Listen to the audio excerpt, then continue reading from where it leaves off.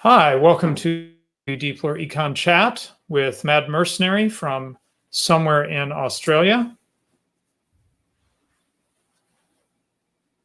Hello. And my name is Stephen, or Radical Liberation. I'm in St. Louis, Missouri, United States. And we are welcoming again our special guest, Semiogogue. Hello, gentlemen. Happy to be with you again. And we will also sometimes refer to him as Oliver, just so you know who we're talking about. Okay, well, as usual, we're going to start with a couple short topics, and then we're going to get into our main topic, which is to kind of assess what's going on with China. We've talked about it in a more domestic capacity. We'll summarize that briefly, and then we're going to focus more on China on the world stage after that. So let's get right into it. I have a video I want to turn you on to. My friend Brittany Schaefer, daughter of the great libertarian law professor Butler Schaefer, who recently passed away, which is very sad, shared this with me, and it is excellent. It's actually based on it's just an animation of an article. What's it? It's an animation of an article that Roderick Long wrote. You guys probably don't know who Roderick Long is, but he's an interesting figure, shall we say. Very sharp in many, many ways. And this article is a great article. And someone did a fabulous little, sort of cartoony animation of it. It's just 5 minutes long. But what it covers is how the roots of the current healthcare crisis lay in the last attempt to solve a healthcare crisis of a somewhat different sort by the governments of the U.S., the United Kingdom, and Australia. So it's really interesting, and I strongly recommend it to you. Part of the reason that I think champions of the free market always feel like they're fighting with one hand behind their back is because people don't know how we got here. And so they just sort of take the current state of the world as given, and then they say, we've got to do something. It really helps to understand the path here, just as we discussed, for example, with how different countries responded to the economic crashes like of 1920 and 1929.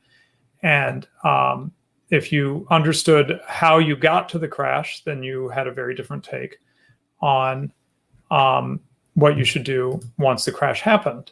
Similarly, if you understand how we got to the current healthcare crisis, it really changes your view of what we should do about it, I think. So that's my pitch for that video. I recommend it to you. And now, Mad Mercenary, you have something for us. In fact, I should be sharing this. Go ahead, start talking. Hi, this article is about what's the Fed's been doing over the last couple months, and particularly what it's been doing now as the balance sheet's been going down. It's not an article criticizing the Fed at all or anything like that, but it is a good article showing what's actually been happening and explaining the process of how the Federal Reserve is operating at the moment.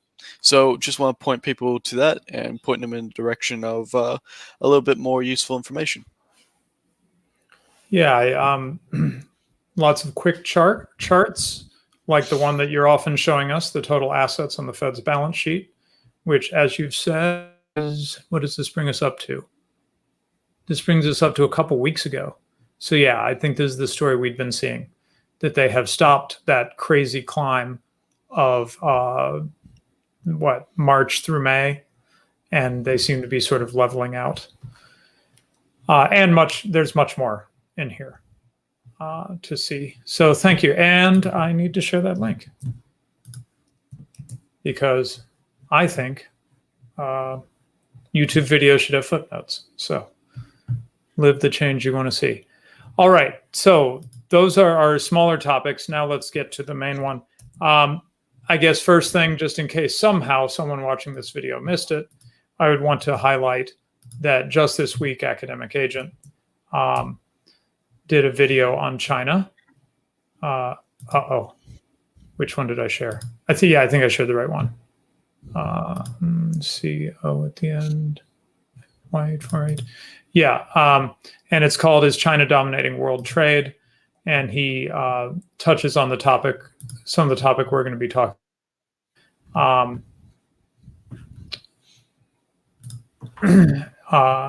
In that video, and it's very short. I saw how short it was. It's less than 3 minutes, and I thought, oh, he must have made a mistake or something. But he actually covers a lot in those less than 3 minutes. So really recommended to you. But now I would like to start us off with with an article to get the topic going from Per Bylund. You might remember I highlighted Per Bylund recently as someone who from Sweden, but he teaches in the United States now. I highlighted him recently as an economist that you should really follow on Twitter. And I found this article, and I like this article because I think it gets us going on the sort of introduces us to the topics we want to touch on. And there's a couple of interesting features to this article. Number one, it's short. Number two, it's by Per Bylund, a great current contemporary Austrian economist. Number three, it's from him visiting China, and he makes a really interesting observation I hadn't heard from anyone. We'll see that in a moment. And number four, it's from a couple years ago. And the reason I like that is because, as I've said, it seems to me there's a sort of a push right now to for hostility towards China. And so I like seeing something that's sort of before the current push. I think that's helpful. Maybe a little more objective. I don't know. Anyway, so in China, a Keynesian Monster, he talks about actually visiting and seeing the skylines and all the skyscrapers, and in particular the tower cranes, with many construction projects going on, high-rises, skyscrapers being produced at impressive speeds. I think we all know this. We've probably mostly seen the pictures. But listen to this. And he says, this image is one of production, a society experiencing economic growth and wealth creation. But if you wait until the nighttime and look around, he says, you start to get a slightly different picture. Because what is missing at night is the artificial lighting that is always there when people are actually occupying buildings, right? So he says many of these newly constructed buildings become silhouettes against the sunset that are as dark as a dead tree trunk. What a wonderful evocative image. And I'm reminded of the satellite map of North and South Korea. If you've never seen it, it's just so incredibly dramatic at night. The nighttime satellite shot where you see South Korea bright with artificial lighting and North Korea literally almost completely dark, except for the capital has some lights on. And so you see a story at night that undoes any amount of Potemkin Village they want to try, Potemkin Village tricks they want to pull off. So Per Bylund observed the same thing when he went to China recently, a couple years ago, that you wait till nighttime and suddenly you see, those buildings don't look like they're being inhabited and used. And so he says this image, the image you see at night, is one of wasteful spending and immense economic errors. It tells us something important about the nature of the recent Chinese economic miracle, that it is fundamentally fake. This is fascinating, by the way, because I remember the Randian, George Reisman, writing an article some years ago from his visit to China, and he was just dazzled by what he saw during the day, I guess. Now, to be fair, he was comparing it to where China had been decades ago, and it's admittedly in a very much better place than then. But he didn't bring up this nighttime view that Per Bylund brings up. So it's really interesting to if you could literally just look at the Mises Institute and see these two pictures of China being expressed. To be fair, Randians have a certain, how do I put it? Like the old classic Soviet commies and such, they have a certain focus on concrete and steel sometimes, I think, in their thinking. But anyway, maybe buildings are more objective. Little joke there. Okay. Okay, so what is going on? He says what we're seeing is that the Chinese economy relies heavily on state-sponsored, state-planned projects. So there's, despite the growth of room for the market in China, there, which is real. Since 1978, I don't think anyone can doubt that this is not Mao's China anymore. The role of the state in the economy is still quite large, and that's what Per saw when he was there. And he uses the term Keynesian, and that seems to me better. That's part of the reason I'm uncomfortable when people talk about China being communist. It doesn't feel quite right to me. Actually seems like a better description, as Per Byland says here. So it's a Keynesian jobs project of outrageous scale. So it's removed from real value creation, just like all the other Keynesian projects. And then he turns to a big topic we have for today, which is the One Belt, One Road project. And he says this is the same thing on the international scale that he's seeing in domestically in China with the construction projects. So what is the project? And Mad Merck will be teaching us more, but at a high level, it aims to recreate the Silk Road, the ancient trading route to China, with modern infrastructure, connecting the Far East with Europe through both land and water. There's about 60 countries involved, and there's a great visual I can show you of that, a map showing the countries involved with this. And he points out that One Belt, One Road is a political project. And there's a CNN article that I'll get to eventually that really emphasizes this aspect of it. It's a state-planned, state-sponsored project. It's supposed to create projects for Chinese companies abroad, though the immediate effect seems to have been capital outflow. Keep that in mind. It will probably boost Chinese GDP, but as Academic Agent never tires of emphasizing, GDP is bullshit, because GDP includes, any make-work project gets counted into GDP. So it doesn't tell you if this is an organic natural growth of the economy, or if, say, the state is just having somebody dig a hole and fill it in. Either one counts in GDP. So it becomes difficult to disentangle real economic growth from fake economic growth when you look at GDP stats. Okay, yeah, and so he says, what's the lesson we learn here? The important distinction within production between value creation and capital consumption.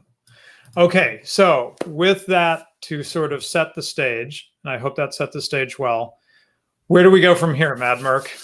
What do you want to focus on? Well, we could go in several directions, so I'll pose it to you two. We can focus on how much the Belt and Road Initiative China is pumping into it. We could focus on where. We can focus on what projects they're pumping this money into. So, where would you like to go first? Well, let's see. How about would a map? I've got this CNN article that Per Byland pointed to from a couple years ago, and it's just an explainer on One Belt, One Road. How about a map of the route? Is that a reasonable beginning to get a scope of this? Let's start there. I also send you a link as to where the Chinese have been investing on an interactive map. Okay, cool. So let's start with this, and then I'll work on pulling that other one up. Make sure you can see it. All right, so I'm going to actually get rid of us and focus this in a bit if I can. How do I do that? Let me try this. Okay, is that better? Yeah, there we go. Okay, so comment a little bit on the key points about the route here, Mad Merck. Right. Okay. So as we can see, there are two elements to the Belt and Road Initiative. First is the land element. This is mostly road and rail. Unlike the original Silk Road, technology has improved just a tiny bit. So we are using mostly rail to get over the vast stretches of Central Asia.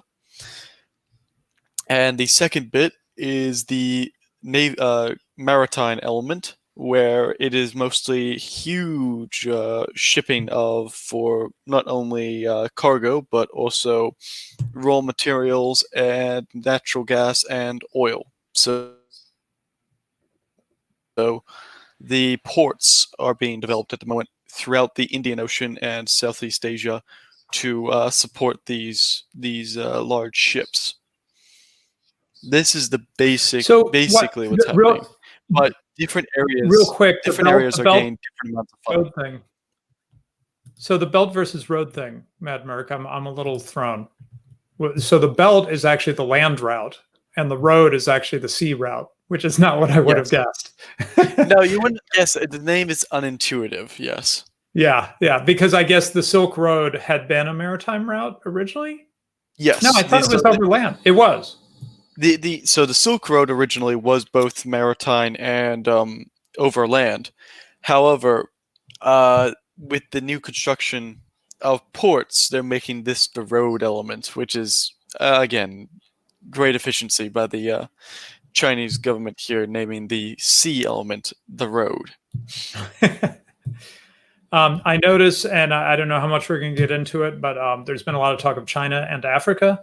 I noticed that Africa is one of the touch points here of the maritime road. Right, and I want to point you to another report on the Belt and Road Initiative, because it has a much more detailed map than this, and actually shows the ports under construction, ports that have been built, and the land routes and pipelines and all that sort of stuff that is being proposed. So in that link that I just sent you, there is a brilliant graph on one of the papers. Okay, give me just a sec. I'm No finding worries. it, and then I'll pop it up. So there's not a table, but a infrastructure map. investments. Can you tell me figure? Oh, it's a map. Okay, let me find it in the PDF. It right? is. Oh wow. Okay, a complicated looking map. You're gonna have to walk us through it. All right, let's do this. It is on page. What page is that? That is page 11. Yeah, hopefully it will be I get more it right? representative. That's much better than what we had, though. Of course, the previous one leaves out all the things that they're doing in the new world. Yes. Oh, So, let me read off a few figures here, and so everyone's up to speed, and we can really put our teeth into this. So, firstly, let me get the fucking thing up. Sorry. All right. So, Belt and Road Initiative encompasses 125 nations.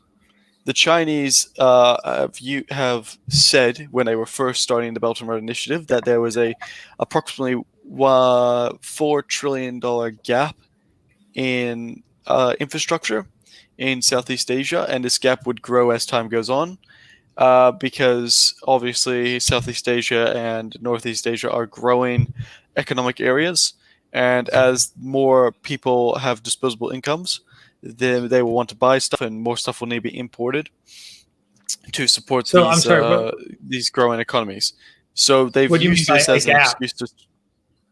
Oh, so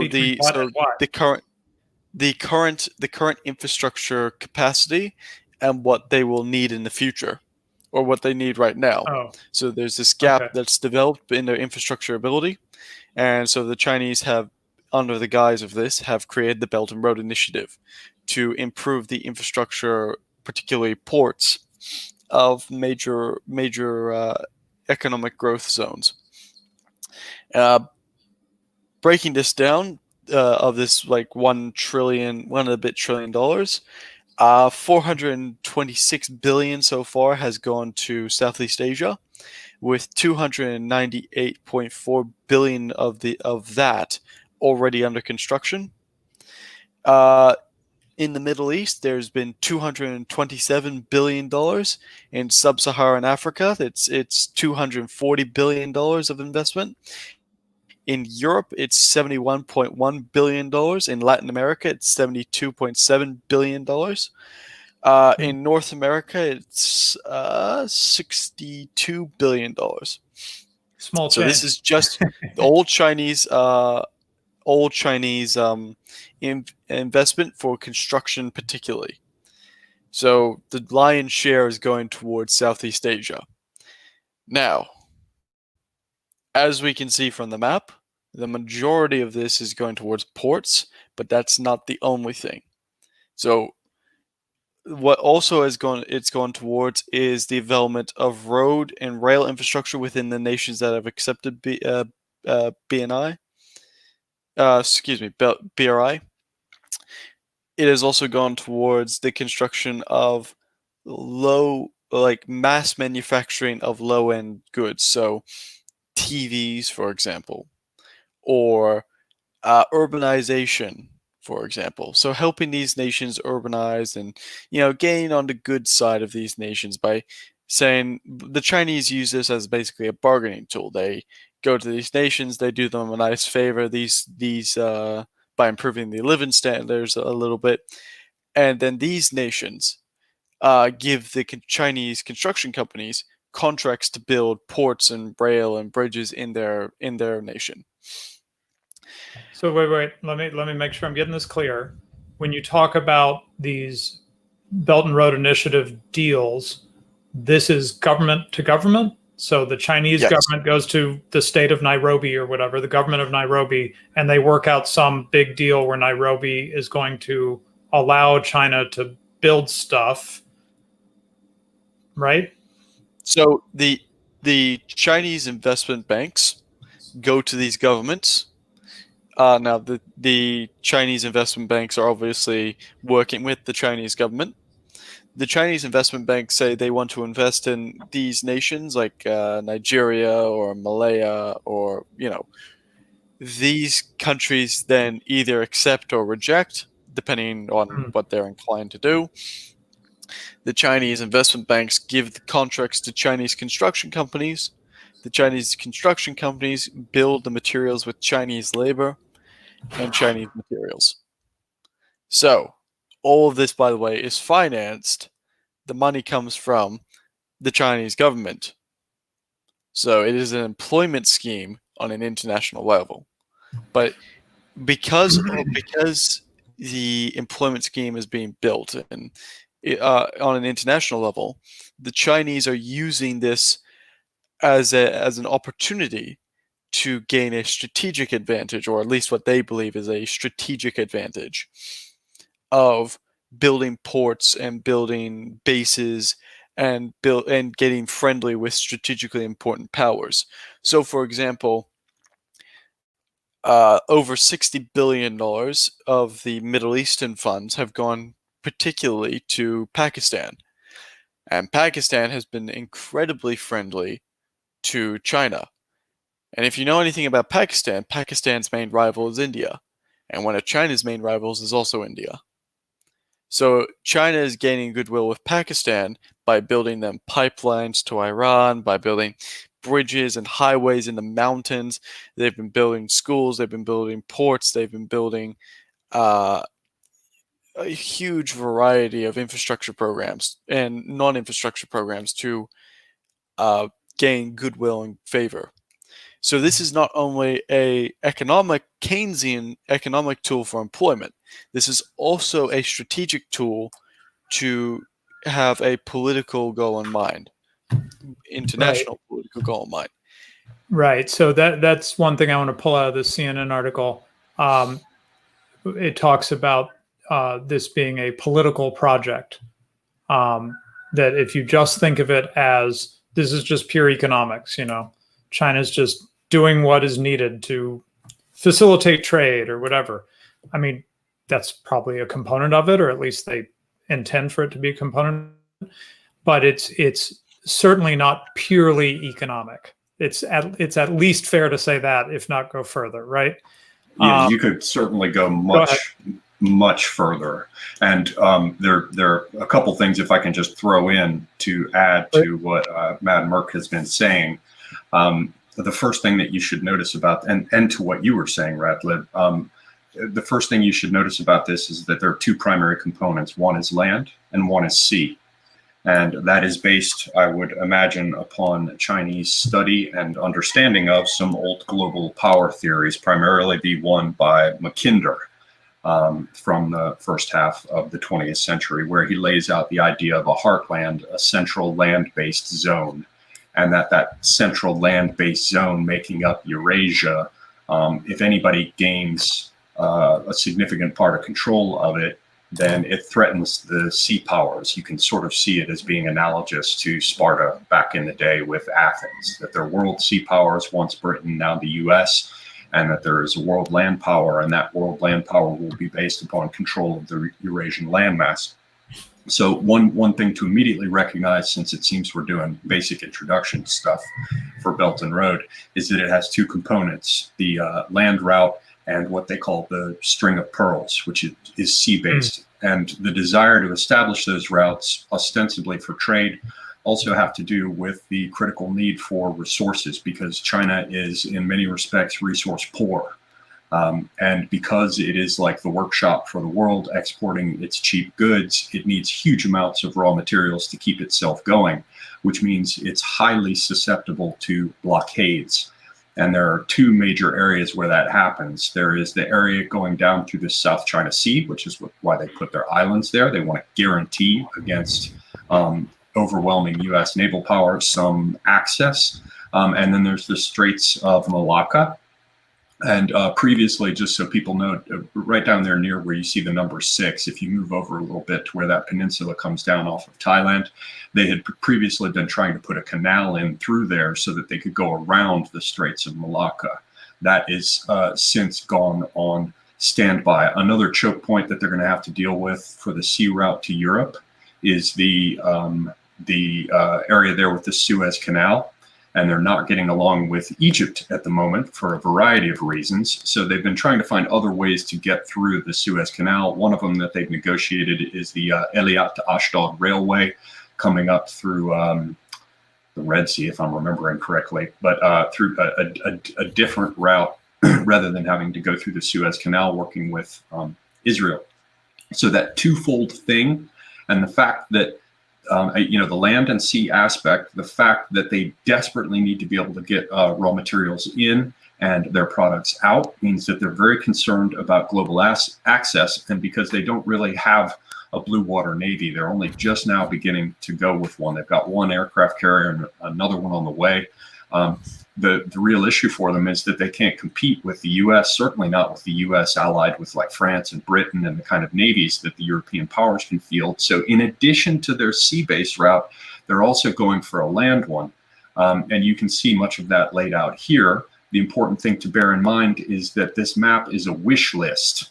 They do not have access running all the way through this area. Their routes up into Russia really just kind of penetrate slightly into Russia, into Kazakhstan and these kinds of things. And then they stop short and there's a little bit of trade done across the border. The primary route that they're working on, which is raising tensions with India, is this one that comes from East Turkestan, or as they would say, Xinjiang, and that it runs, depending on how the route goes, it might be through parts of Pakistan, it might be through parts of Afghanistan, or both, and then arrives at Iran. But the one section that they need to connect their overland routes is Afghanistan. And they don't have it because the U.S. is there. And the more perceptive among our listeners may be thinking about why the U.S. has been there for 20 years. And I would point out this issue as being critical to understanding that. A couple last things. I covered the fact that there are two routes. I covered the fact that they need access to the world. Another couple things to add to what Mad Merc was saying is that in addition to giving them the ability to expand economically and to get facilities in these different countries and build relationships, there's also the debt trap aspect, where these countries borrow money in order to build these facilities. As Mad Merc said, they're being built with Chinese labor, and the loans are in Chinese money, which is paid back. Then countries eventually get to the point where they can't pay it back, and so China seizes assets like the port of Sri Lanka. They do this all over the joint, and they're fitting to get busy with it in Africa to a considerable extent. Another thing, however, that they get with this is they get to transport their populations around because of their catastrophic attempt to control their population, female children were killed, which means they got a huge spike in the number of unmarried men. They've got far more men than they have women to go around. And so what they're doing is they're sending these populations out to work in these other countries, but they're setting up sort of colonial frontier populations. And to some extent, those men who have no marriage prospects at home can marry into the populations where they've been set up. Now, they have a lot of cultural prejudices that tend to make that something less ideal for them. But when they have no other options at all, they'll take it. The other thing, in terms of Radlib's point about what this is all about, that it's not just economic, you have to take a look at their doctrine of unrestricted warfare, which has been elaborated explicitly in writing, and faced with their relatively small power compared to the military abilities of the United States. They've had to come up with asymmetrical ways to cope with it. And this idea of unrestricted warfare, which is something more than propaganda, which is something more than economics and politics and subversion and actual military force and bribes and all the rest. It's an aggregate of all of these things, greater than the sum of its parts.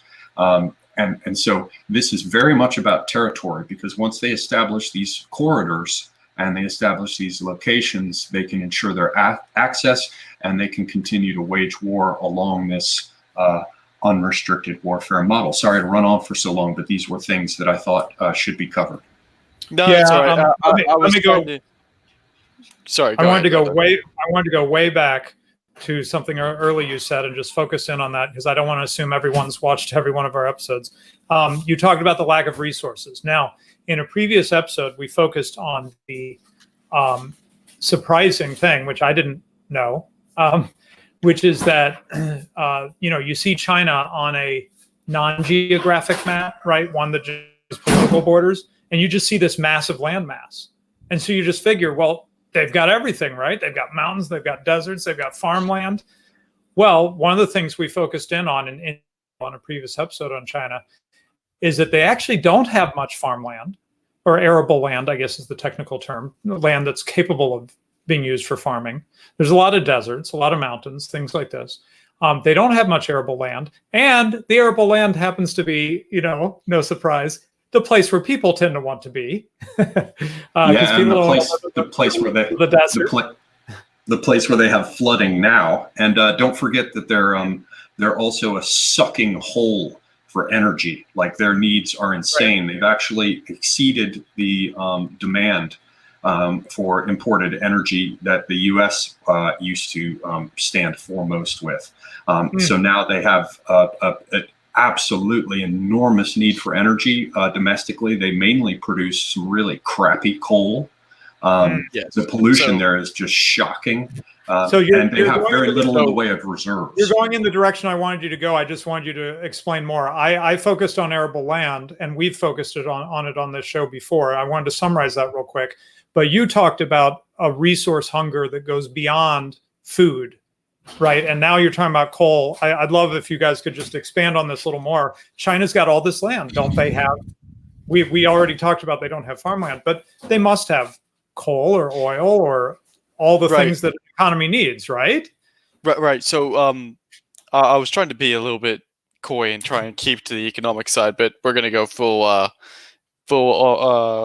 geopolitical and off that scale. So let's just go for it, and I'll speak a lot more clear. China's coal situation is mostly located in the north, I believe. It's a majority brown coal. Brown coal is less efficient than normal coal. This is why they import a lot of coal from places like Australia and other places for their coal energy. Secondly, their energy when it comes to oil is shocking when it comes to the amount that they import. It's above 60% for their oil imports. To be clear, they do have some oil in China, but they do have some oil. They're not. They do have some oil. They're using all the oil they can produce, and much more from outside. right? Yes. So Got it. the demand far exceeds domestic production. So they have to import a significant part of it. The majority of that comes from the Middle East. Then there's also just over 11% comes from the Ivory Coast in Africa. So And they there's used also to a get risk, it from as you can see on the Venezuela. west. And Sorry. they used to get quite a bit from Venezuela, and they buy up until very, very recently, like just recently, they've been buying huge amounts of natural gas and oil from the U.S. as well. Yes. So as you can see on the map there, there's a fair bit of ports being built on the west coast of Africa. Now, obviously, there are raw materials and energy that they would like to secure and to increase capacity of imports. So that's the reason that they're trying to build all those ports.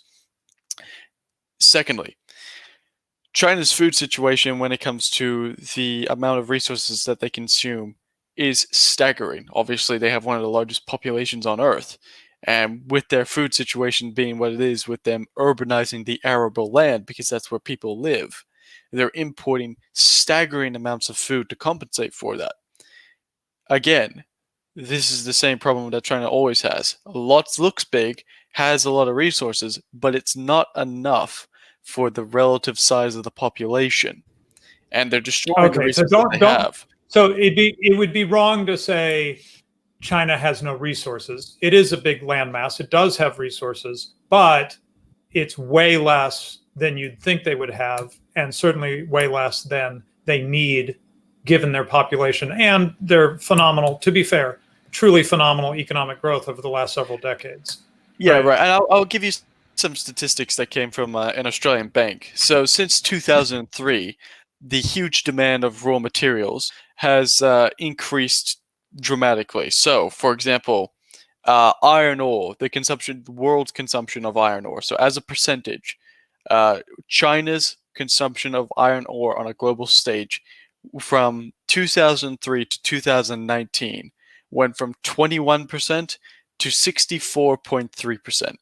Crude oil went from 6.6% to 13.5%. Aluminium went to 16.5% to 57.3%. Zinc went from 21% to 48.4%. Copper went from 17.8% to 53.3%. So they have drastically increased the raw materials that they need over this just over a decade. Now to put this in context, we remember that China's like making iPhones and stuff, right? So it's not like all this stuff flows into China and just gets buried in the ground. It's flowing into China, and to some degree, it's flowing back out in manufactured products, right? Right, but the what we have to remember is that people are starting. Now, this is trying to permeate quite seriously within the business community as Chinese business habits and Chinese authoritarianism is becoming unveiled to a certain extent, or going back to what it used to be originally, which was naked aggression. But as the Chinese government is becoming more active in its intervention, let's say, business communities are moving their manufacturing away from China. Now, some are having more success than others, but you start to see companies going to other areas of the world that are more secure for their manufacturing. So, more of those resources in China are staying in China. They're not flowing out as much. Now, granted, we're at the beginning stages of this, but it is significant to see the trend starting to happen. Yeah, you see where the trend's going. Yeah, yeah. And one quick So- thing to throw in there is Go that ahead. they're struggling with food issues in particular right now. All the flooding that you've heard about is it affects in large part that primary agricultural cultivation region, and it's a critical issue. Xi Jinping, who was sort of quiet and hidden for a while there, just came out and gave a big speech about food shortages and how everybody's got to be aware that this is coming. The flood has hit their major grain producing areas. And right now, at this time, they're seeing huge spikes in a number of different foods. They're seeing that they don't have sufficient grain and corn, things like this stored, and they're seeing steep upticks in the cost of things like pork, eggs, corn. And to exacerbate things, they've also had swine flu issues. So China is teetering in some very, very serious ways. Right. So I'm sorry. Did you say water? Somebody in the comments, Guy from V, says water problems are common for China's cities. Did we point that out? Water problems are coming for in Chinese reference cities. to flooding, yes. yeah. It's already a problem. So I'll be even more direct and clear. China is on the edge, quite literally in the moment. I don't know whether it will have a good future within the next 10 years. Most likely not. So do not view BRI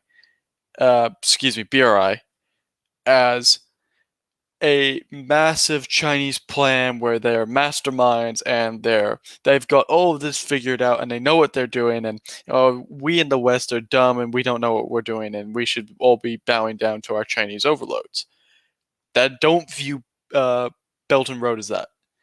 View this as the desperate attempt of China to keep its system going. And have a look at the scale on this map of how many projects they're attempting to build, and you see how desperate they are.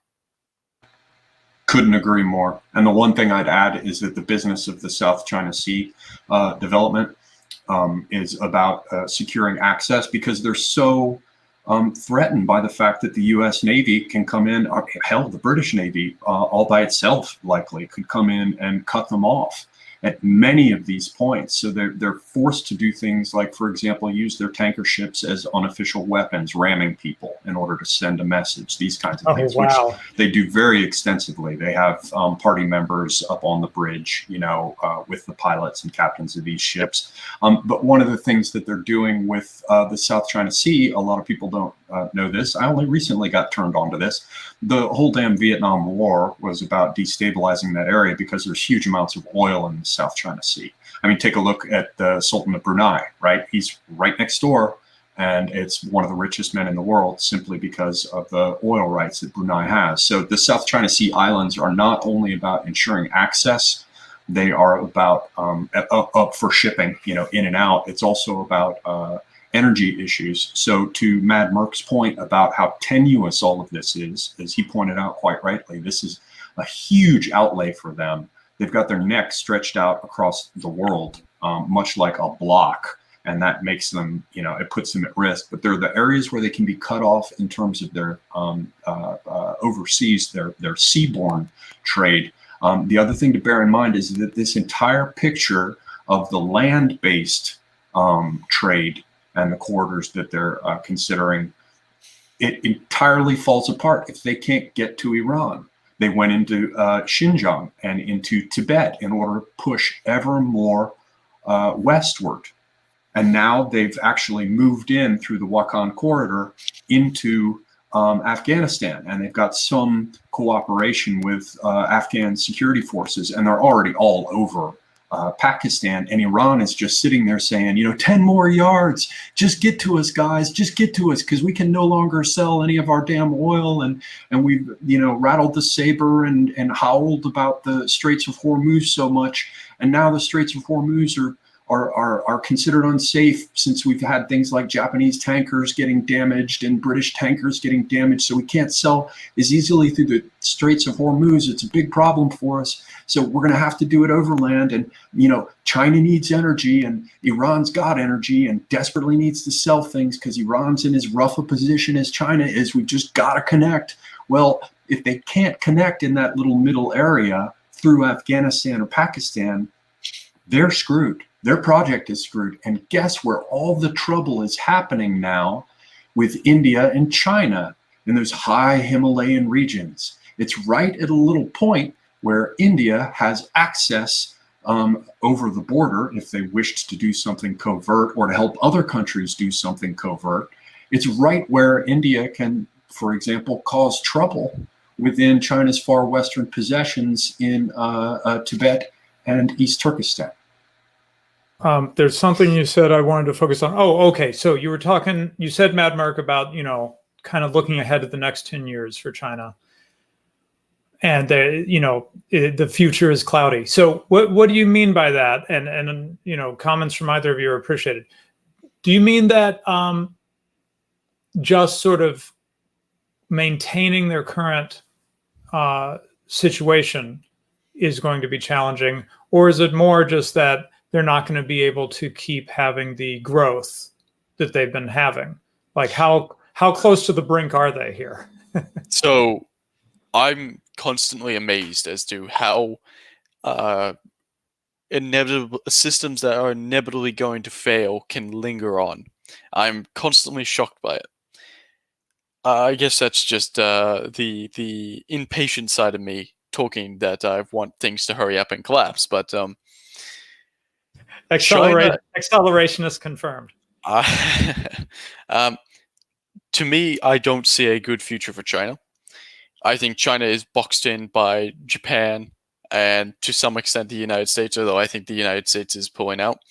They have, just due to their geographic situation, the Straits of Malacca, Indonesia, the Philippines, Taiwan, and Japan box them in navally due to the huge distances that need to be covered and the almost ludicrous scale for energy and resources to be railed in or piped in over land. I don't know how China can get just even food to keep its population alive over the next 10 years. If something major such as a naval conflict was to happen, because the Japanese Navy is a first-rate navy, no doubt. Now, it's not to the size that old navies used to be, but because of Japan's geographic position, it has much greater access to other nations. It's not boxed in like China is. It has a blue water navy. It has the ability to be the alternative to China and to have other nations form an alliance around it to keep China on its knees. It can essentially starve China out. The United States can starve China out. It can simply cut trade off to China, and China would starve within 2 months. You could, if a war breaks out in the Middle East between Iran and Saudi Arabia, and the Strait of Hormuz becomes a very untenable place to get oil out of, then not only China is screwed, though most of the world is screwed when it comes to oil imports, but China especially, because the alternative places that you could get oil, such as the Ivory Coast, those would probably go to more secure areas like Europeans, rather than going all the way down past South Africa through the Straits of Malacca to China. So China is at the end of every sort of supply chain. It needs the most when it comes to the raw resources to import, and it's in the worst geographic strategic position you could possibly imagine, with maybe the exception of Germany. So you're as China, you're no wonder China has always collapsed every 100 years or so. If you have a look at Chinese history, it's just a period of getting all the warring states together, and then 10 years later, all the warring states coming back because the nations collapsed. That's just happened over and over and over again throughout Chinese history. The only Almost time makes one think there's a reason for the idea of uniting all under heaven, and the mandate of heaven being such an important mythological aspect for them, because, like you say, they're constantly splintering. They're constantly splintering. That's a great point to bring up. The cultural aspect of trying to unite China, and particularly Northern Han ethnicity Chinese being the ruling class and the people who generally try and get China together. But on the naval front, Chinese have 4 primary navies, 3 of which are coastal navies. Now, they cannot, with these coastal navies, good luck even trying to defend the coastline of China. Coastline of China is long. Most of these coastal navies are heavily under-equipped. They're crappy little coastal boats that have maybe a machine gun on them, maybe a 20mm cannon at best. Their blue water navy is heavily underpowered, and Semiogogue was saying, yes, they have an aircraft carrier. It's an old Ukrainian aircraft carrier that would be considered a jump carrier by everyone else in the world, and is used only for training. It is underpowered. It has the potential of sinking in bad seas, so they put it in dry dock half the time. This is not a substantial blue water navy, which is why, while Japan may not have a big blue water navy, it is competent. It is very up to date. It is technologically sound. The training is good. It is orders of magnitude better than what the Chinese navy is. This is why the Chinese have been developing long-range ballistic missiles to compensate for the lack of reach and power and punch of their navy. Quick numbers on the spending that I found on Investopedia. U.S. is the world's top military spender at $649 billion in 2018. China is a distant second at $250 billion. The two nations together are responsible for half of the world's military spending. Right. So China has, I think, pretty clearly been copying a lot of military technology, especially from the Russians, and the Russians are not happy about this. So one of the reasons why they're withdrawing a lot of their military contracts from China and military aid. But the Chinese have made a lot of enemies. The Chinese have put themselves in a corner, even though they're doing all this infrastructure spending and whatnot.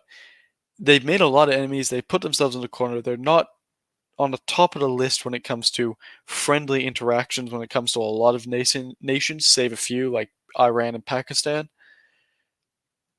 And now you have a situation where the world's heating up. China has a history of breaking apart. They're more dependent on raw resources and imports of oil and energy and food more than ever. They've lost a huge capacity to even grow for domestic production of many of these resources, especially when it comes to food. I don't see how this is good for a good future for China. And one Right, quick last thing go to throw in is the economic aspect, because like right now, Pompeo is traveling around. I think yesterday or the day before, he was in. He may still be in the area, Central and Eastern Europe. He was dealing with the Czech Republic, talking to people, getting them all on board against China. So this is just one area, of course, right now, the tech aspect and Huawei and what's being called a clean network initiative. But I'll just throw it out there as representative of the kind of cooperation to counterbalance China's efforts that we're likely going to see from a number of countries coming together as groups. There's something called the Clean Network Initiative, which is to basically look at apps and technological services and network stuff. Obviously, it's in the name. To cut China out of manipulations it could get involved in there. And so far, 30 countries or more have signed up, including Australia, Canada, Israel, the UK, Denmark, Norway, Sweden, France, Greece, Japan, Taiwan, Vietnam, Czech Republic, Latvia, Romania, Poland, Slovenia. So you're going to be seeing, this is one that's happening now, and you're going to be seeing more and more of these kind of group efforts to counterbalance China and their monopolizing or subverting efforts in various economic domains. So the reason I wanted to bring that up as an example is because it dovetails with what Mad Merc is talking about. Not only do you have these geostrategic issues, the problems with lack of resources, the issues with their blue water navy, which they're working very quickly to address, but they still have problems with. There is this business of the economy, and certainly if Trump gets back in, you're going to be seeing more pressure applied from around the world as the U.S. pressures its own allies to get on board with them against China. And these things really, really hurt China taken as a whole. I wanted to make sure to highlight, I'd shown the first map from the CNN article, which, it is CNN, but it's not a bad explainer article. So I wanted to make sure to share the link to it and highlight a couple things real quick. One is this map here, which just highlights all the countries that are, I guess, making these deals, right, Mad Merc, these BRI deals, state-to-state deals that we were talking about. And so they say, China's One Belt, One Road is huge. Lots of countries are intended to be involved. Again, as was mentioned, some of this is plans, not reality at the moment. Couple things from the article that stuck out to me. One is, in terms of it being a political initiative, the article emphasizes that, it says at one point, Chinese officials tend to mention the Belt and Road Initiative regardless of what they're trying to promote, like a U.S. lawmaker talking about freedom. This sounds to me like, from my own industry, the way that a buzzword will become current. So suddenly everybody's talking about everything being agile or something like that, right? And no matter what, it's a jacket, but it's an agile jacket or whatever. And it becomes sort of ridiculous. Well, in the article, he highlights what is the list of things that, an example of what an all-encompassing buzzword it's become. And then there's links for each of these in the article. State media has claimed One Belt, One Road will benefit the Middle East peace process, startups in Dubai, currency trading, global poverty reduction, Xinjiang's medical industry, Australian hotels, nuclear power, Polish orchards, and finally, the entire world. So when you see that much hype, old folks like me start to have the skepticism go on, get turned on. And also, it reminded me, let me be careful here because, I don't buy the thing that current China is Mao's China, right? But states have a certain family similarity in how they behave. And it is still a state, that's for darn sure. And in particular, the love affair with state involvement with the economy, despite, the Reagan Revolution and Thatcher and all that, I don't think it ever really stopped. It was really at a fever pitch in the 20th century where essentially all governments were fascist or on their way to being fascist, including the United States under FDR. And supposedly there was this free market revolution. But if you look carefully, you see that spending went up under Reagan, for example. So I don't know that we ever really moved away from states being heavily involved in the economy. And so as I was reading this article and thinking about the One Belt, One Road and all these investments all over the place, and they're being very political. And like you said, sometimes it seems like it has as much to do with sort of diplomacy, building a school in Pakistan or whatever, as much to do with diplomacy as with like good bottom line business. And it made me think, is this like the Great Leap Forward gone global? Like some mad plan to we're just going to leap forward internationally and just make it be there through sort of sheer force of will and debt, government spending. I don't know if that's an unfair thing to say. Any thoughts on that? Yeah, no, and the thing about China is that they've been doing all this Keynesian style. Well, it used to be communistic and socialistic, but now it's more Keynesian style of economic growth. And as we know, it's not sustainable. Is simply not sustainable over the long term. Now, take into account that China's been doing it, and the situation that China is in geographically, strategically, all that, and that they've been doing it to an unprecedented scale that no one in the world has ever seen before. This is a recipe for disaster. It's not free market. It's not freedom oriented whatsoever, as you were saying. This is a disaster waiting to happen. I don't know, Semiogogue, if you have anything to add on that, but in my mind, I see China being its own worst enemy, because the growth that we've seen is almost it's artificial, and they've almost wasted the 20 years that they've had since Dao Xiaoping. Is that it? I forget if it's Dao shaping?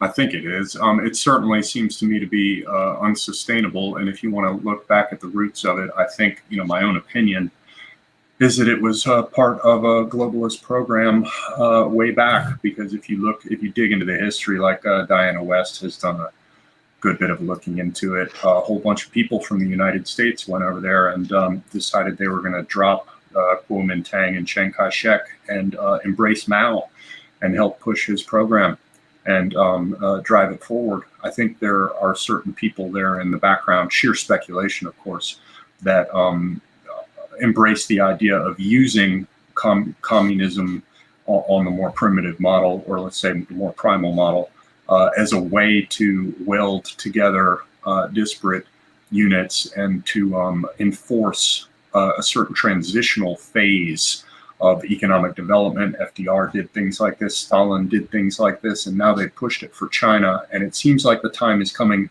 to move on to another phase of it, which may well involve remaking China. And it's my own opinion that that's what we're seeing the beginnings of. Global pressure brought to bear to force the country to, at the moment it thought it was going to snatch victory,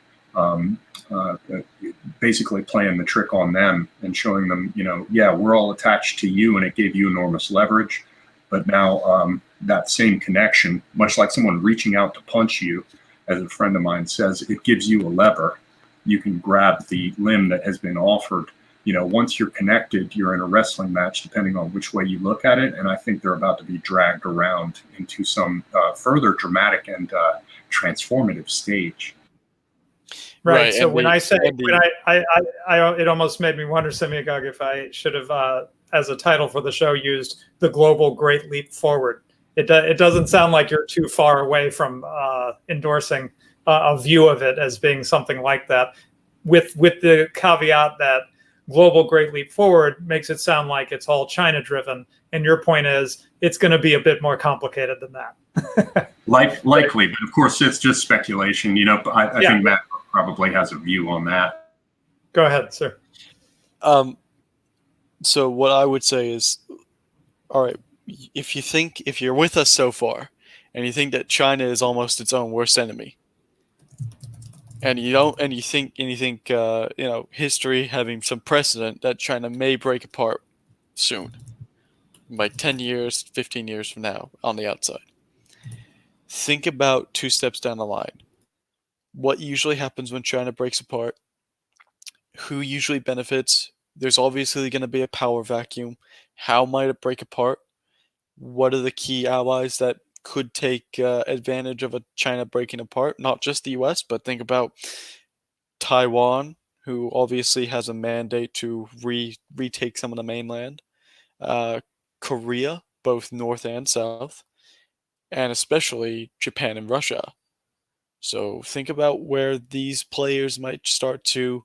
Oh, and Vietnam. My mistake. I almost forgot Vietnam and India. So start to think about how these places might start to take chunks out of the carcass that was China later on down the line. How this might affect the market, how this might affect global affairs, how this might affect the economies of all of these nations if you have money in them. And especially if your personal security, because obviously we don't want any of our viewers to get hurt, or how, if you're in these areas, especially if you live in Japan, how that might affect your personal security.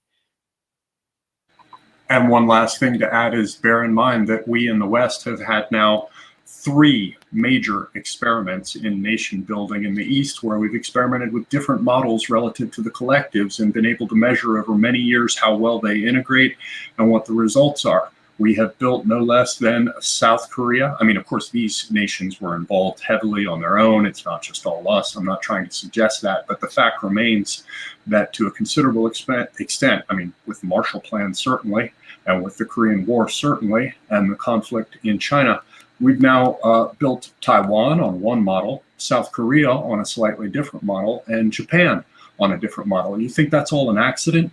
And when you bear in mind the business of, one China, 2 systems or whatever with Taiwan, as Mad Merck was hinting, we essentially have a seed form government of Chinese-speaking peoples trained along Western models with quote unquote democracy, ready to be sort of booted back in. You know how the business of pulling some blood out of your system and mixing it with heroin and then injecting it back into the body to make it stronger.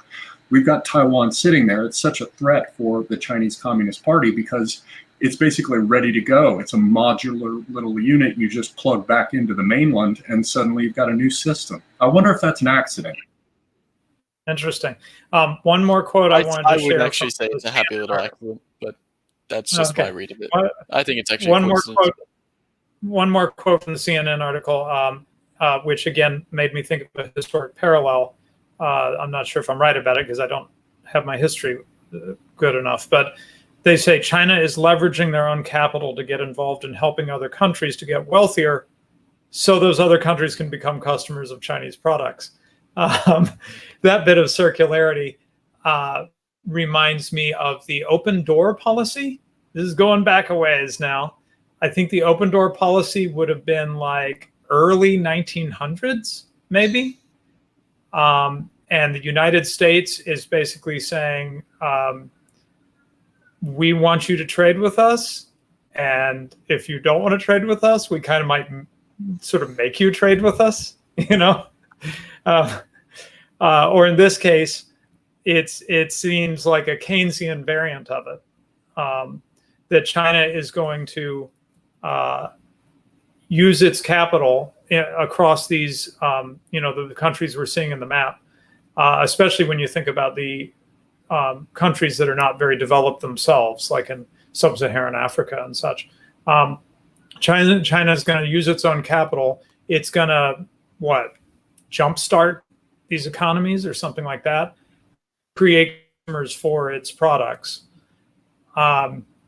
It feels like a flimsy plan, shall we say, to me. I'm not sure how this is going to go.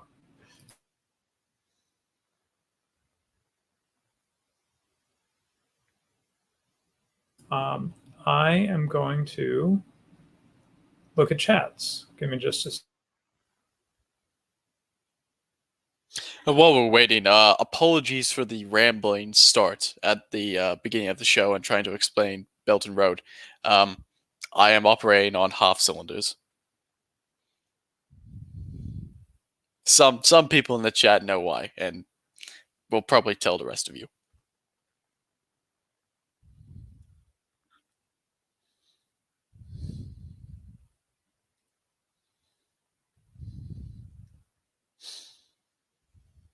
Okay, just pulling up super chats. A few, just two. Okay. So Rogers, that 95 says, "How's the head, Mad Merc?" I think that's the thing that Mad Merc was talking about. Yes. And I don't know how to say the Welsh. Capitalism ho in Welsh. And then Alessio, good friend Alessio, says, "Take my money, comrade." So thank you very much for that. And then, I don't know, let's see, 423. Yeah, as usual, if you don't do super chats, then it kind of scroll away.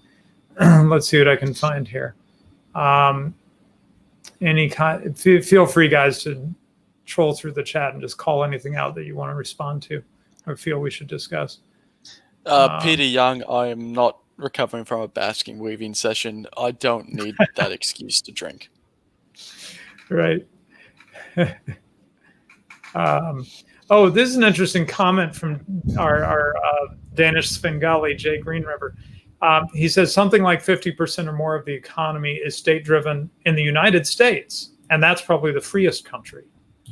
So that seems relevant to my comments about the state continuing to be heavily involved in the economy, despite the so-called free market revolution of the 80s. Lots of nice comments about Semiogogue, which I'm sure he appreciates. Okay, what about this from Craig H? Oh, I should be doing this in here, because then I can share the comments. And I'll take this down. Okay, Craig H, why doesn't the West buy allies like this instead of foreign aid? we can't appease China and may need some allies of strategic bases from that complicated thing position in the Pacific. What is this? Australia, Canada, New Zealand, UK, US position in the Pacific. And feel free to respond to that. So the idea of buying allies sounds great until you realize as soon as you stop paying them, they're not your allies anymore. Something that, China will likely find out about. The other issue is Australia seems to be well on board with pushing back against China, but from what I can tell, there's a huge effort, as is just me guessing, but there's some things going on in terms of exclusive economic zones and resources out in the oceans that's going on with New Zealand. They've got a new way of being able to make a claim based on continental shelf. And if New Zealand goes with that approach, and they've already presented it to the relevant international authorities, New Zealand is going to end up with an absolutely enormous set of rights to natural resources in the oceans surrounding it, because the little part that sticks up over the water, if you calculate based on what's called a continental shelf, then actually all those islands of New Zealand cover an enormous area. And, many of us have seen the strange situation that New Zealand seems to be in with its lovely prime minister and all the activities that they're engaged in at present. There seems to be an enormous amount of pressure being brought to bear on New Zealand by China, so they're not quite with the rest of the program. Canada, too, is pretty much in China's back pocket. That brings up another aspect of this, which is Arctic access, with what seems to be at least a period of sea ice melting. China has Arctic observer nation status with the Arctic Council, even though they're nowhere near it.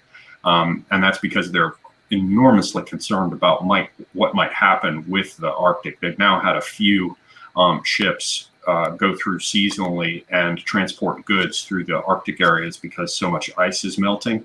And if those routes open up, then China's going to be in a situation where there are all these other countries with Arctic access who can transport goods in, something like 2/3 or half the time that it takes them to be transported from China to a lot of these markets. And that means that the cost is going to go up correspondingly, and the time for delivery will go up correspondingly. And again, China's in a situation where it only enjoys the position it does because it acts as a global workshop, producing low-cost goods for the world. So if the situation changes in the Arctic, it's going to create real problems for China. And so I think this is, again, just my speculation. I think that's why you see among other reasons, I think it's why you see huge attention being paid by China to subverting things and gaining footholds in places like Sweden and Canada because of the amount of Arctic access that they have. And if they turn those into effectively kinds of client states, then they can play games with the claims that those countries have on the Arctic area. They were just recently pushed out of, to some extent, out of Greenland, where they had been making major inroads. So that's something to bear in mind. Many of you may be able to remember far enough back to where Trump was talking about the U.S. buying Greenland. Part of that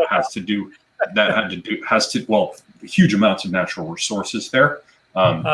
But it also has to do with being able to make claims and get Arctic access, which of course the U.S. has through Alaska.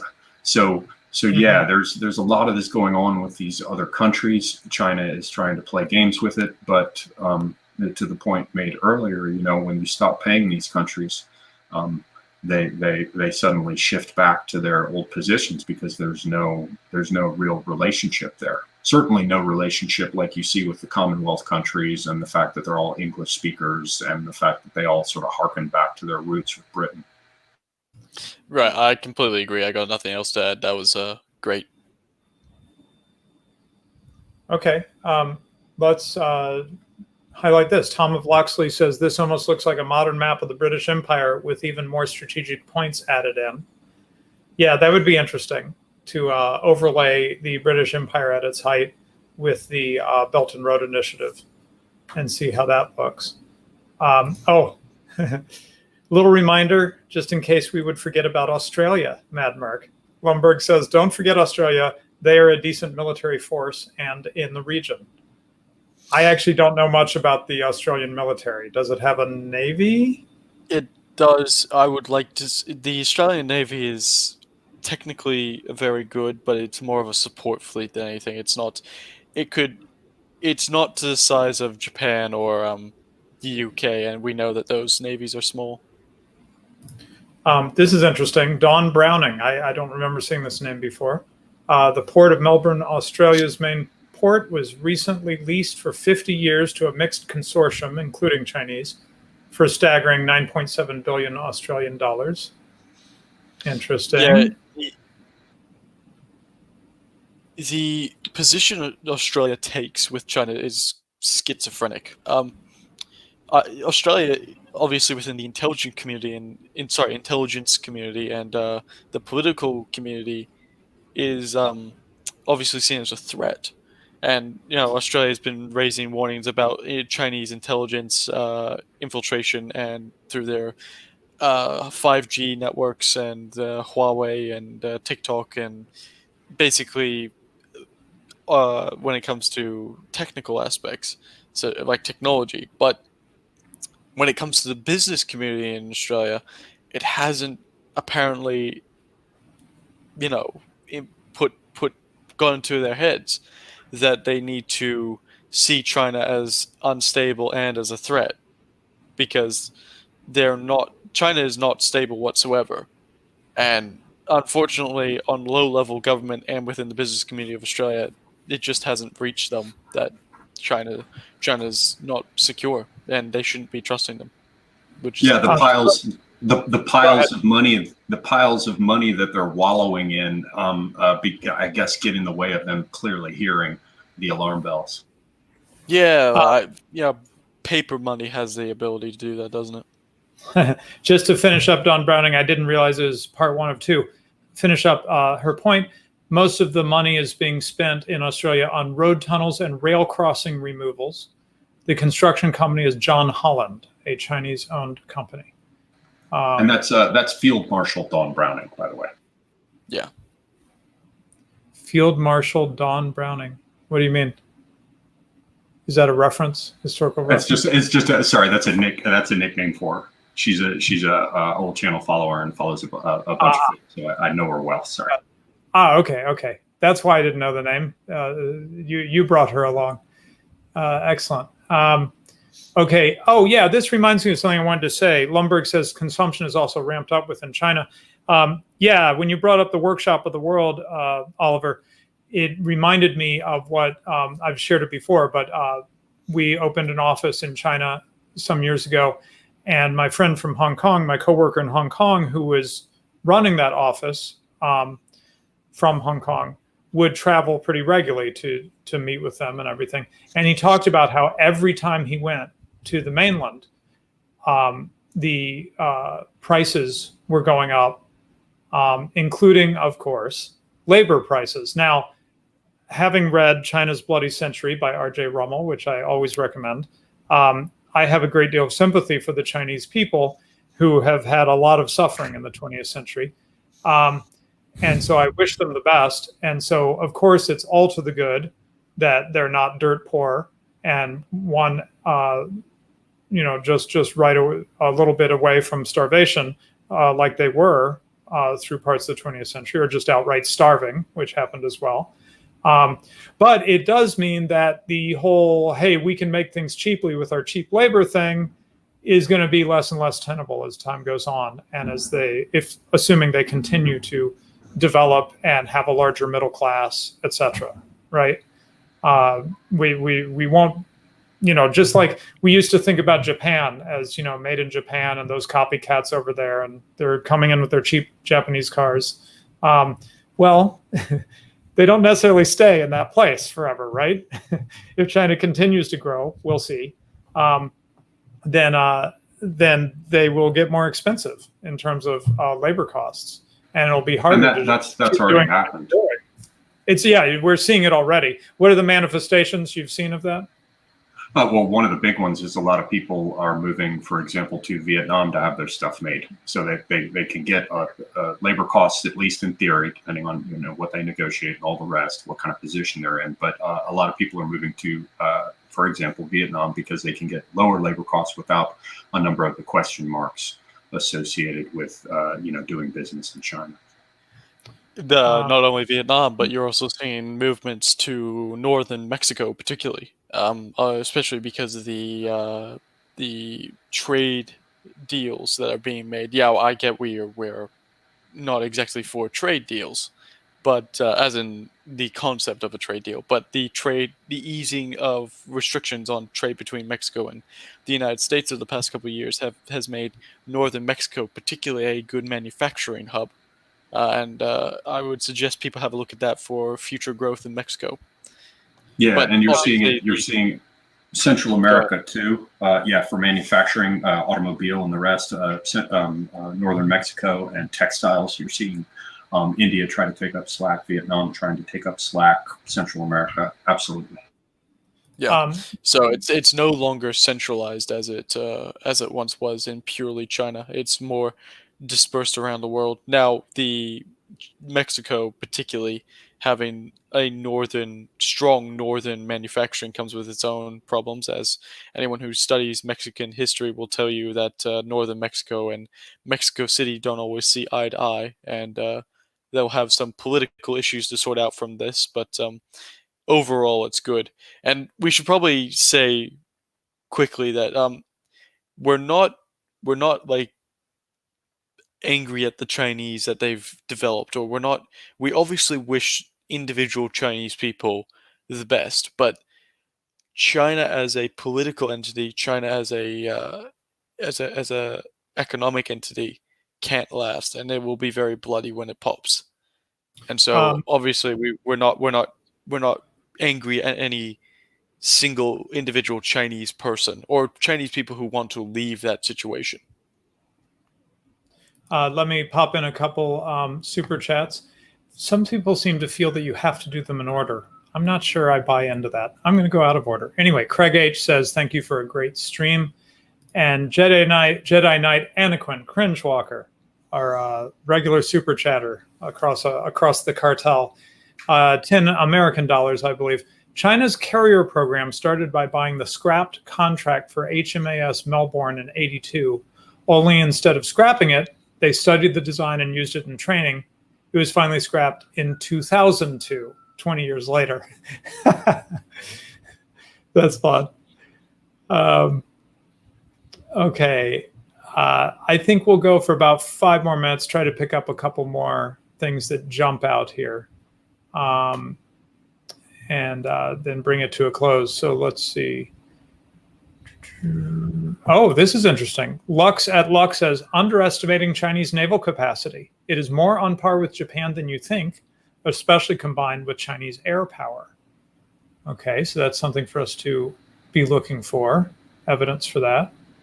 Robin Watertree. I don't see how for the goals that the Chinese Navy need to achieve, which is particularly securing the first island chain and the second island chain to secure import of raw materials to feed their nation or to keep their nation going. I don't see how the Chinese Navy is sufficient in its size at present time, especially when considering the threats it has to go up against. And the quality of their submarines compared to the quality of the Japanese subs. The Japanese have some absolutely great submarines, and those things are so critical, whereas I'm not even sure China has a submarine that you can't hear, being so loud. It sounds like a cat dragging tin cans down the street. And not only that, but the Chinese destroyer program is first rate, absolutely first rate. Robin Watertree, what if China moves manufacturing into its African client states and shifts to financialization? It's possible for them to adopt a more mercantile economy. Now, this, I believe, was, I don't know if we've discussed this on the show, but this was the model, actually, of the United Kingdom with America, like in the 19th century, as I understand it. I think there was a lot of investment from the UK in the United States, lots of resources in the US, free trade, at least with the US, and to a great degree internationally. so on and so forth. And so the UK became a sort of bankrolled development in the US. I think Robin Watertree is saying, well, couldn't it be same deal? You know, China goes to the developing nations, wherever they are, Africa or whatever. I would assume there's other opportunities in Southeast Asia as well, and the bankroll their development and, you know, profit, right? I haven't looked into it closely, but I have seen some stuff about them attempting to sort of, you know, offshore their own labor in the sense of using Africans for that. I can just a number of problems immediately come to mind, but I have seen a bit of that. I think they probably have begun to try to do it, but I think there are some real world issues with the reality of an African labor pool relative to what they would be used to with their own population. But again, I haven't looked into it deeply. Maybe Mad Merck knows more about it. It's a tricky one. It's tied up in a lot of stuff, but the more mercantilist element is definitely within what China's trying to do, and I'd say what a lot of nations, are trying to do now, and trying to reordering how their economies work. I'd wanna do a little bit more research on that before I gave a definitive statement. In honor of meeting Count Dankula, at least virtually, earlier this week on Mark's 10-hour mega stream, which I recommend. It was pretty fun. I'll read Tom of Loxley, who says, "One Belt, One Road sounds like the internet's most horrific porn yet." And I'll leave that for you to think about. Okay, let's see. What else? Bet it would be big in the Chinese market, though. Unlikely titles for porn films. If we're going to do that, the only one I would add is Night on Bald Mountain, which I always find deeply disturbing. Okay, what is this? Functional says, I'm not sure what this is he's talking about. Oh, I'm sorry. This is, I got to get the context here from Functional. Glad I read that one before my wife walked in. Okay. She laughed. Okay, Functional. Yeah, just started turning up a week or two ago. To be honest, I think the only way outside of military intervention to save the world from China is a global embargo. He says the natural ecosystems in Alberta, Canada have been obliterated by invasive species from China, and yet our prime minister keeps kissing China's ass, and we keep allowing them to buy up land and property and businesses here. I'm a dual citizen, and I really want to move back to the U.S., mostly because of this whole situation that most people and the mainstream media aren't taking seriously. Yeah, we didn't really get into Canada and China. And it's a little unclear to me, and this is where my, parochial American attitude costs me.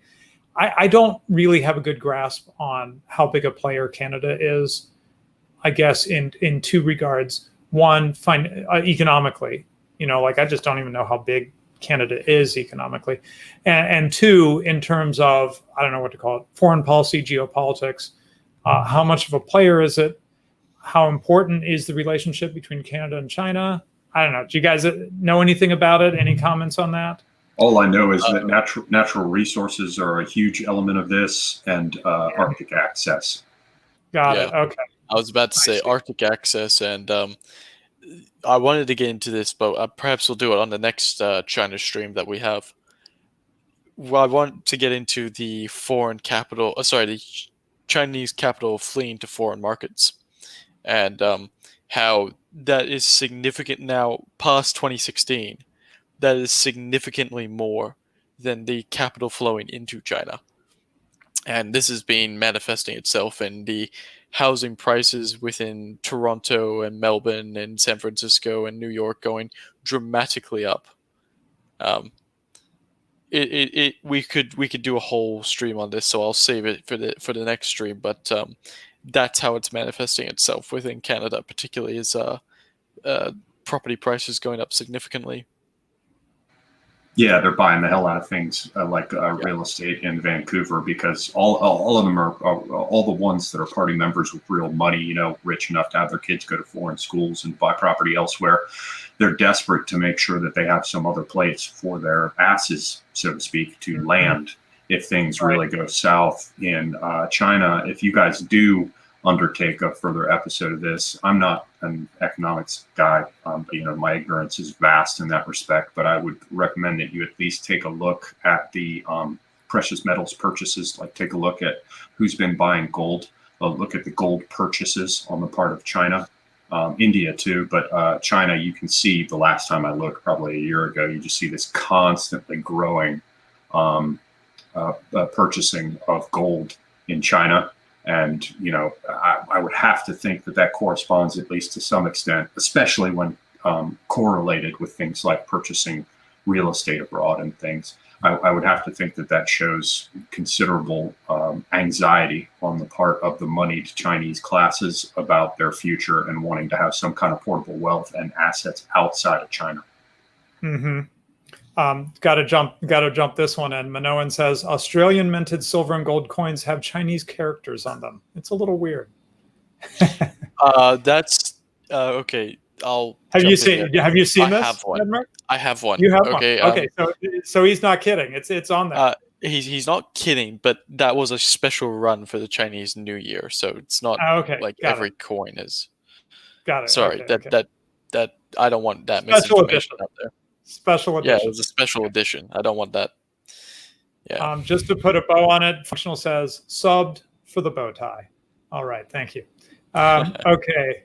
Glow in the Dark says China is definitely pushing to have an internal consumption economy and not just be export driven. They still have many millions of dirt poor farmers to put in factories at low rates.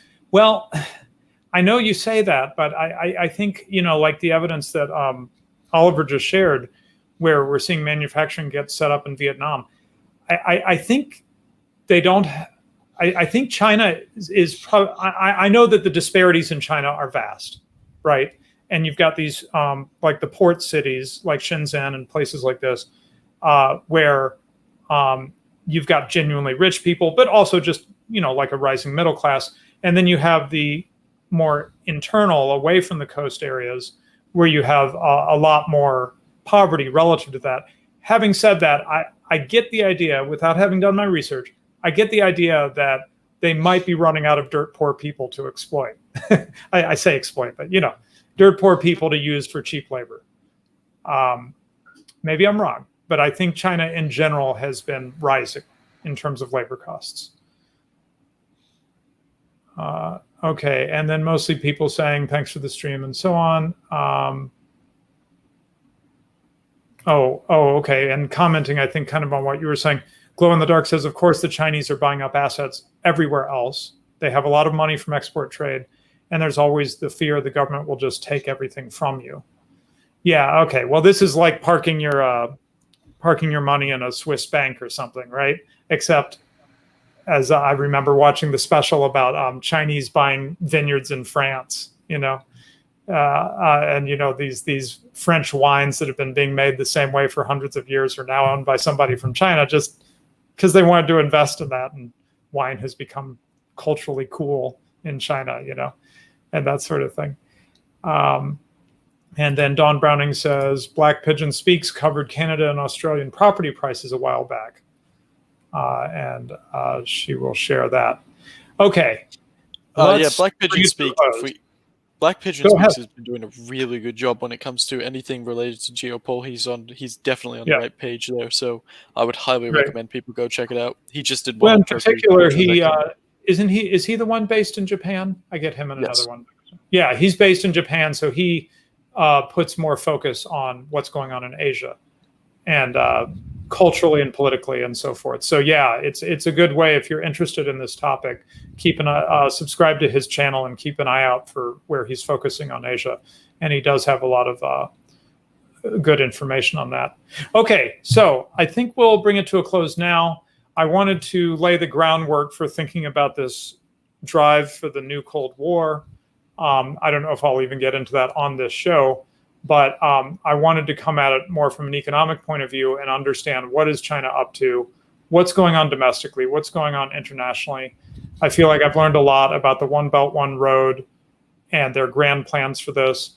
And I particularly appreciate, I think it was you, Mad Merc, that pointed out, or one of you pointed out on that map, there were a lot of like ports in sort of dimmer color, which meant it's a plan, but it's not there yet, right?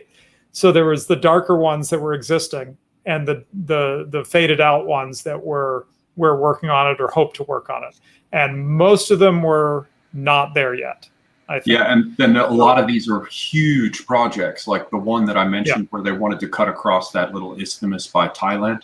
And they have another one that's not as well known, and it's been frozen now for some years after huge amounts of money have been put into it. They wanted to come up with an alternative to the Panama Canal a little bit north of it, and they were going to cut their own. Yes, and they had actually laid it out and done some preliminary work on of setting it up, and then it's all been frozen. So the extent to which a lot of this Belt and Road stuff is now on hold is a good thing to underscore, because it reflects a lot of the things that Mad Merc was talking about how tenuous this is, and the fact that a lot of it, I think a great deal is the world waiting now to see what happens with the U.S. elections.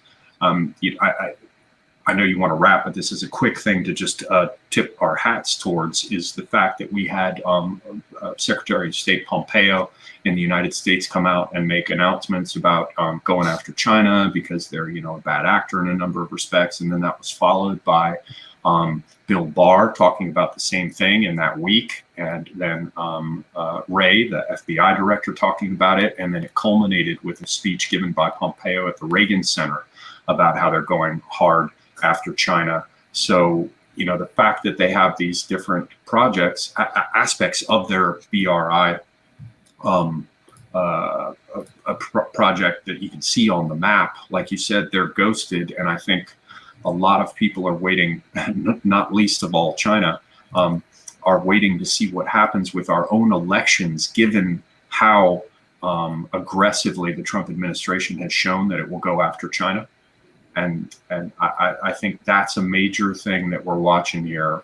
There are a whole bunch of people with white knuckles, with their eyes fixed on the monitors, trying to figure out what happens next with the United States, because it's going to have serious consequences for China going forward.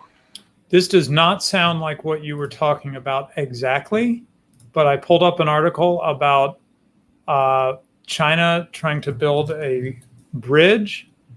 It funded construction of a new $1.4 billion bridge spanning the canal. Panama is moving ahead in its relations with China. Yeah, so the same kind of things we've been seeing, right? These massive projects, massive infrastructure projects, but this time right there in Panama. And I guess having something to do with ease of trade across Panama, I'm assuming. It says Chinese companies now operate ports at both the Pacific and Caribbean ends of the canal. This article does not talk about them cutting their own, but it looks like they are playing about every other card. Yeah, you should be able to find notes about the other canal. There's plenty in the news about it. I believe it was a little further north, and if I'm remembering correctly, it was Nicaragua, because there's a whole bunch of lakes and swampy areas that they were going to run it through. And it's all just sitting there, or I suppose you could say lying fallow. Well, it's also easy to bribe people in Nicaragua, let's be real. It's not difficult in Mexico either. But in terms of their position in the New World, I think all the signals coming out of the Trump administration, particularly if they get back in for another 4 years, is that China is going to be pushed the hell out of the New World in a number of respects. It seems that there's a new Monroe Doctrine coming online. I was about to say, the United States has never liked anyone else playing it in its backyard, quote unquote, and the Madison. It's Monroe Doctrine being an example of it, but obviously there are other examples of it. And indeed, if you really want to piss off the United States, try and mess with South America. I mean, the South Americans don't like the quote unquote gringos, but It's the gringos that have really kept South America out of a lot of shit. So Here's the Nicaragua Canal, sure enough, Oliver. And it says, in June 2013, Nicaragua's National Assembly approved a bill to grant a 50-year concession. 50 years, that keeps coming up. To finance and manage the project to the private HK Nicaragua Canal Development Investment, headed by Wang Jing, a Chinese billionaire. Interesting. But by 2017, no concrete action had been reportedly taken constructing the canal. And I think it's a dead project from what I'm seeing here. Yeah, that's why it makes a great illustration of how many of those little ghosted out ports, the lighter red ones that you see. Again, bear in mind that they wanted to do a similar thing across Thailand. Unfortunately, what happened was Clinton, from their perspective, Clinton lost and Trump came in. So, pay attention to the dates on when these projects start to fall apart. Start to die, yeah. Right. Yeah. So it's interesting. There is some genuine economic motivation, as we discussed. Need for resources, a need as they perceive it for export markets, and so on and so forth. Mixed in with diplomacy, mixed in with maneuvering, geopolitical maneuvering. I mean, it's really complicated, right? All the things that are interplaying, and then states like the United States and others are playing the other side of the table or whatever, and trying to block China's moves, and China's trying to get in there before they get blocked. And yeah, it's like, well, it's the great game again, I guess, in a way. And it is indeed. And I would recommend that everyone read, Matt Merck has doubtless read it, but everybody read the English translation of considerable portions of the Chinese PLA officer authored book, Unrestricted Warfare. You can find it online for free. There's a PDF of it. And it outlines their strategy that was put together in the 90s. They were sort of sitting there aghast, like much of the world, looking at how swiftly the U.S. was able to prosecute its Kuwait and Iraq stuff. And, the use of our cluster bombs and our precision guided munitions. In many respects, that whole period was sort of a test run of a whole new range of high-tech weaponry that the United States had and no one else did. And China, their officers in the PLA, looked at that and said, well, how are we going to formulate a doctrine, a military doctrine to confront this? And they came up with the idea of unrestricted warfare. And in order to understand all of these things that we've been talking about, particularly underlining this idea of how it's not strictly political or strictly economic or strictly military, in order to get a good sense of what all that is about, read Unrestricted Warfare. It's not a very long book at all. And then if you really want to know what's going on, turn around and pick up a copy of The Art of War by Sun Tzu. And I recommend unless you're going to get serious, you should read multiple translations as I did. But if you just want one, it's by Samuel B. Griffith. He's a retired officer from the U.S. military. And it's quite a good translation. If you look at Unrestricted Warfare and a good translation of The Art of War, then you will have an understanding of what they're actually doing. I did, by the way, Oliver, I did actually read The Art of War. I mean, it was a long time ago, but I have read it. And I just shared a link to a free PDF of Unrestricted Warfare. Thanks for the reference. Go ahead. Nice. I was about to say, yeah, reading Unrestricted Warfare is it's quite revealing when I first read it about what the Chinese were doing, and it opens up. It's like you're having your scales lift from your eyes, and you can see the light. It's like, oh, that's what they're doing. That's smart. Okay, well, we got two last super chats, and then let's wrap it up. Rogers that 95 again with more of those British pounds. A few quid for Mad Merck's whiskey fund. Enjoyed the stream quite a bit. Cheers, lads. Capitalism ho. And then Lumberg with more British pounds for the Alka-Seltzer fund, it says. All right. I believe I will put that towards the show and try and use it for some good instead of destroying my liver. Okay, well, thanks again to Oliver Semiogogue. He has his own channel on YouTube, which I've highlighted in the description of the show. Please subscribe. And we'll be back in 2 weeks. And I don't know that we're totally committed to our next topic. I try to keep open a little bit because sometimes I want to key off current events, you know. I even thought about talking about Kamala Harris. I've heard it pronounced in multiple ways. I even thought about talking about that, but anyway, that drifts pretty far afield from econ. So we'll leave that one alone for now until it becomes more interesting. Let's just say that there would be